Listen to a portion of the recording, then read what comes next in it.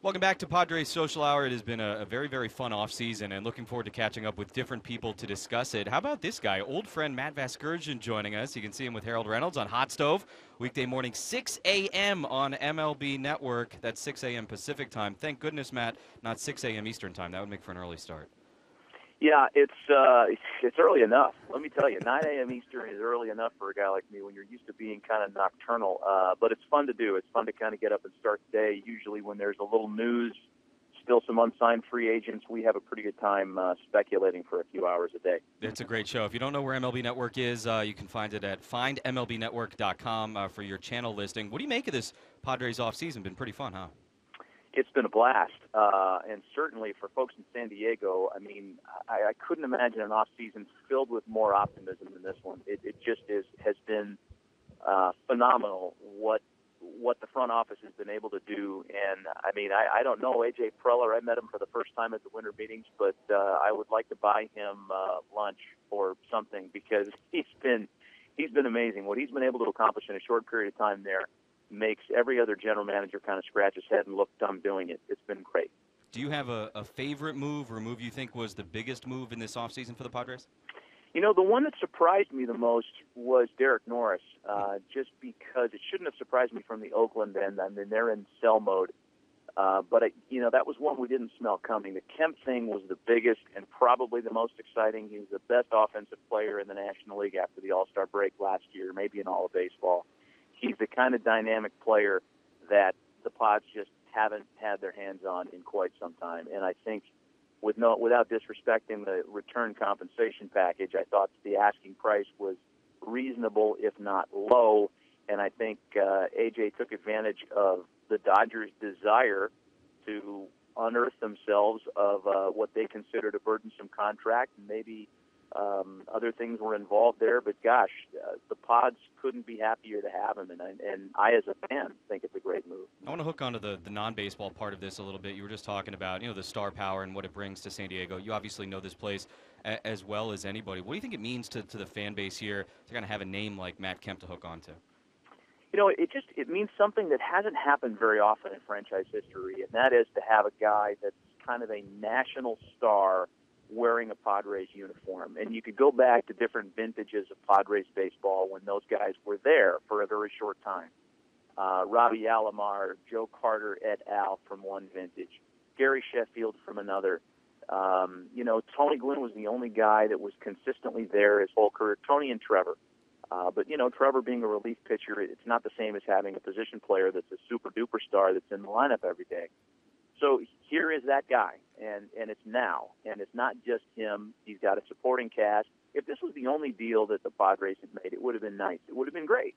But they made other deals that could make San Diego a real competitor, not just within the West, but maybe even playing deep into the fall, which is something that I'm hoping for myself. All right, let's piggyback on that. I've been asking this question to everybody, and it's a completely unfair question because of where we are on the calendar. Well, what do you think the fair expectations are for fans for this team right now? No, it is a good question, even this time of year. And I know I was really surprised at the Baseball Prospectus, the PECOTA rankings number, and those come out at the end of January every year. And it's a bunch of math that those guys put into a computer, and it spits out a wins prediction. Sometimes they're spot on, as they were with the A's last year. They had it down to the win. Sometimes they whiff, like they did last year with teams like Baltimore and Texas. And they had the Padres, I believe, and correct me if I'm wrong on this, Jesse, I think they had them at 84 or 86 wins. I thought that they did more to make themselves a better team than that. And maybe the win number is low based on the difficulty within the division, because the Giants and Dodgers, we have every reason to believe, will be good again this year. And when you have to play those teams 18 times a season each, that can take your expected win total down. But I don't think it's unreasonable to call the Padres closer to a 90-win team. I really don't. The West is tough, but then again, you have easier competition within the West in the Rockies, and even though the Diamondbacks are improved, I don't think they're in the Padres, Dodgers, and Giants class just yet. Divisional play, of course, is always a little bit goofy. You play so many times, the trends don't always stick, I guess, for lack of a better term. We're visiting with Matt Vasgersian. All-Star Game, Petco Park 2016. We're very excited about that here. Kind of seems like a long time coming, huh? Yeah, it sure does. I remember being at the '92 game at Qualcomm Stadium. I think it was still Jack Murphy then in '92. I was working for what at the time was the Padres Class A team in Adelanto, California, the High Desert Mavericks, and our front office schlepped to San Diego to see the parent team host the All-Star game. And it's hard to believe that there hadn't been one since. High time indeed, and it's time for San Diego to kind of flex its muscles. I think the winter meetings being in San Diego this year was kind of like a mini course in how great San Diego is within the baseball community. And so many of my colleagues at MLB Network and a lot of people around the baseball map that had traveled to San Diego for the first time were just blown away by it. It's something we all know to be true in San Diego. But when you can show off that way for the national stage with the convention center right across the street from Petco, the house, the Fan Fest, it's just going to be an awesome week for San Diego and for baseball in 2016. We've heard a lot of people say similar things. Matt Vasgersian can be seen on Hot Stove, weekdays 6 a.m. MLB Network with Harold Reynolds. Find MLBnetwork.com for your local listings. I was watching a couple of weeks ago. You had Mud on, your dear friend Mark Grant, and I mean it was just sensational television. The two of you together is, as everybody here knows, a recipe for something awesome. Good Mark Grant story maybe to send us off with. We've heard a lot of them, but anything you'd like to say to Mud? If he's watching here in San Diego. Yeah, sensational actually is a very subjective thing. I appreciate that, Jesse. A lot of people call it abysmal. A lot of people call it train wreck television. You have a tendency when you're with Mark to forget you're on TV, and that leads you down regrettable paths occasionally. But,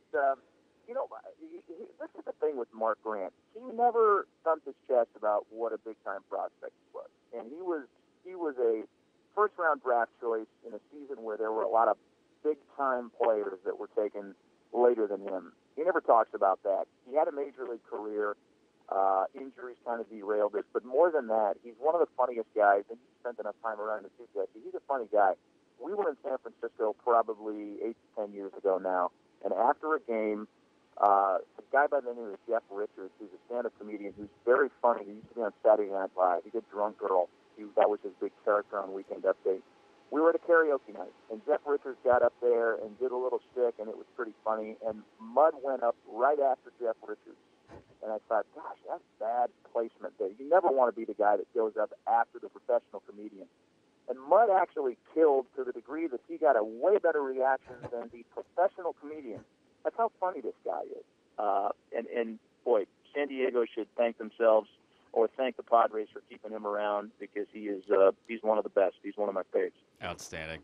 Matt Vasgersian, MLB Network, Hot Stove during the offseason, weekday mornings, and, of course, you can see him at night all season long. Matt, really appreciate the time. Thanks for sharing your views on the 2015 Padres. Good catching up, Jesse. Thanks. Take it easy. Matt Vasgersian. A lot of fun. A lot of fun. All right, we'll take a break, come back. Plenty more to come on this off-season social hour. It is a jammed show, and with very good reason. As your hometown pet retailer, Petco's proud to partner with the Padres in Petco Park. Thank you, San Diego, for sharing in our passion for pets and baseball. Petco, the power of together. Big thank you to Matt Vasgersian. More social hour right after this.